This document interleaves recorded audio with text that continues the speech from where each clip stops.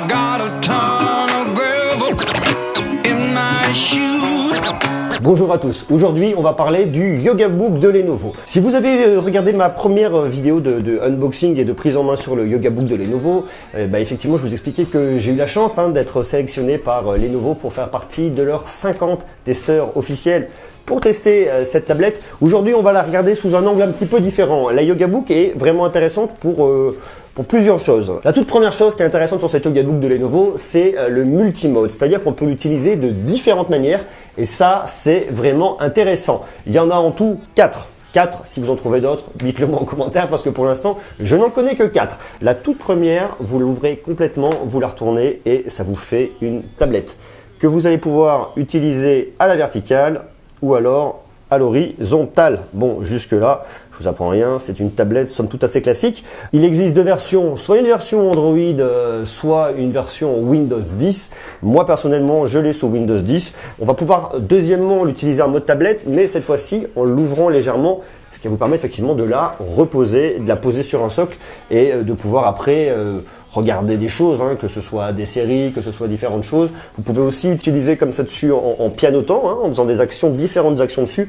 Ça marche extrêmement bien. Le deuxième mode est un peu un parallèle, une évolution du premier mode, puisqu'il s'agit juste de l'ouvrir et de la faire reposer. Le troisième mode, on arrive sur un mode ordinateur un peu plus classique. Vous allez la prendre, vous la mettez dans cette position-là et ça vous fait un petit ordi tout simplement. Le clavier en dessous, le clavier de la Yoga Book s'appelle le clavier Halo. Alors le clavier Halo est quand même plutôt bien pensé. Ce sont toutes des touches virtuelles. Il n'y a pas de touches réelles dessus. Vous pouvez néanmoins pianoter dessus. Vous allez avoir un retour de la touche qui va faire une espèce de petite vibration dans le doigt. C'est pas nécessairement très agréable. Ça, on peut le supprimer en rentrant dans les paramètres de la tablette, heureusement. Et après, il y a effectivement un bruit pour vous indiquer lorsque vous tapez. Personnellement, j'ai supprimé bruit et vibration. Je trouve que c'est pas terrible. Par contre, en termes de sensations, de prise en main pour taper dessus et pour effectivement avoir des sensations d'ordinateur, c'est plutôt bien. La seule chose que je reprocherais effectivement sur ce mode-là, c'est d'avoir un clavier qui est un peu plus petit. Ce qui fait qu'il faut le temps de prendre ses marques pour savoir positionner ses doigts et pouvoir l'utiliser correctement. Mais sinon après dans ce mode-là, je dirais le mode ordinateur, petit ordinateur qu'on peut déplacer partout. C'est vraiment bien fait, c'est plutôt bien pensé, très agréable. Alors effectivement, on a un petit écran, on n'est pas sur un 13 pouces ou un 15 pouces, on est sur un 10 pouces.1 avec une résolution de 1920 par 1200. Le quatrième mode est à mon avis le mode qui est vraiment le mode spécifique à la Yoga Book, c'est-à-dire que vous allez prendre votre Yoga Book, vous l'ouvrez de cette manière-là, et vous allez l'utiliser pour pouvoir dessiner dessus. Alors vous avez plusieurs possibilités. Vous avez un stylet, le stylet Real Pen.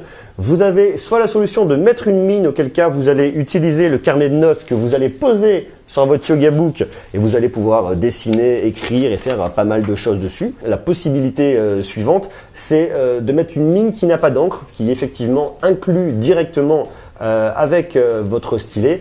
Et là, vous allez pouvoir dessiner directement sur la zone dédiée sur votre Yoga Book, ce qui vous permettra de pouvoir prendre des notes, de pouvoir dessiner. Ça vous sert en réalité de tablette graphique et c'est vraiment ça la particularité de cette Yoga Book. Il faut savoir que c'est quand même un produit qui est plutôt destiné aux graphistes, aux infographistes, qu'on peut aussi utiliser pour un usage professionnel, la prise de notes rapide, tout ce genre de choses-là, c'est vraiment extrêmement pratique.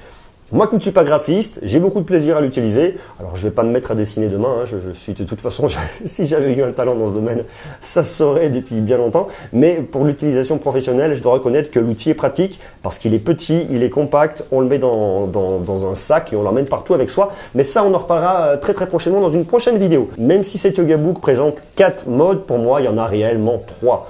La première, je vous le disais, c'est le mode tablette, toute fermée ou légèrement ouverte. Le deuxième, on est sur un ordinateur portable avec un vrai clavier, le clavier Halo qui fonctionne très bien et un trackpad. Et la dernière possibilité, c'est effectivement la possibilité de pouvoir utiliser la tablette graphique avec le stylet, que ce soit pour faire du dessin, que ce soit pour de la prise de notes. Voilà un petit peu l'étendue des possibilités que l'on peut faire avec cette Yoga Book. Dites-moi ce que vous en pensez en commentaire. Est-ce que vous pensez que cet outil est intéressant? Est-ce qu'il pourrait vous intéresser? Si oui, pour quelle utilisation? Marquez-moi tout ça. On fera plein d'autres vidéos sur la Yoga Book. Il y a pas mal de choses à dire dessus, notamment tout ce qui va être l'utilisation de la tablette graphique. On va rentrer dans le détail. Et justement pour moi, ça va être un côté un petit peu initiatique, surtout que je ne suis pas du tout graphiste, donc ça va être plutôt sympa. On parlera aussi de la mobilité, on parlera de plein de choses. Donc je vous invite à rester connecté sur la chaîne, à vous abonner si le contenu vous plaît, puis pourquoi pas à me laisser un joli pouce si le contenu de la vidéo vous a intéressé. Merci beaucoup d'avoir regardé, et pour ma part, je vous dis à très bientôt. Au revoir.